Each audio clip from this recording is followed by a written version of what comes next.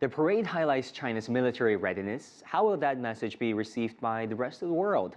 Brendan Mulvaney is the director of the China Aerospace Studies Institute. He points to the significance of the location chosen to host the military parade. I think the first thing to take away was that President Xi went to them. They didn't come to Beijing and stage it there. He actually went to them, and because this was a celebration for the PLA, so he wanted to emphasize that. And it shows that he understands that the PLA is not a showpiece and it's not just a political tool, but it's actually a military force preparing to fight and win battles, just like all militaries around the world do. And so I think this was a good display of him as the chairman of the CMC to go out to the field, if you will, and actually see them in their native habitat, if you will. We saw some advanced weaponry on display, J-20, China's own stealth fighter, and also some Dongfeng 26 ICBMs. How far away is China's military capabilities from that of the United States?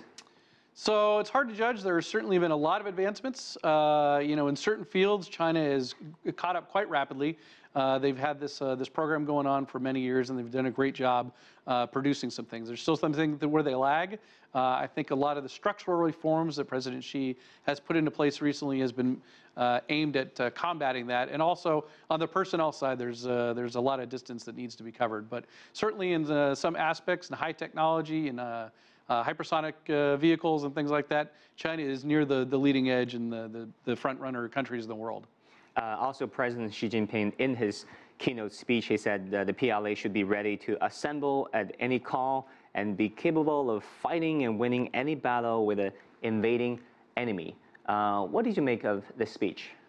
So it sounds like a very good commander-in-chief speech. I don't think there's anyone in the world that's thinking about invading or threatening China militarily, but it certainly makes for good press. I think what he's really focusing on is telling the military that the key leadership in Beijing is supporting him in his transformation to change the PLA from what it was, a ground-centric defense force of the mainland, to an actual modern military. So there's emphasis on airplanes, as we saw the J-20 and the J-16. There's emphasis on the Navy, the new strategic support force, the rocket force. And so branching out and developing away from what was really the historic PLA ground force-centric, the Army-centric model, to a more modernized military with each of these components standing on their own. Overall, when people in the West talk about China's military capabilities, they focus on its budget, $115 billion US.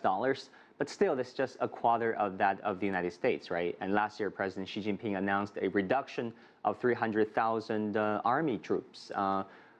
What do you think of the China threat that has been fanned up and played over and over again here in the West? Do you think those are legitimate concerns or just China fear-mongering? So there's probably a little bit of both. It depends on who you are, not necessarily just the United States, but neighboring countries, countries with competing claims, and then just bystander countries that are interested in the region. So certainly it's a sizable amount for the military, but it is, like you said, just a quarter of the United States budget. But China at this point doesn't have an international global military that the United States does. They're able to travel globally, but they're not stationed everywhere globally. And so there's a bit of a cost differential there. Some of it is just, China is a great country. It's a huge country. It's got a big economy. This is what great countries do, is have a strong military.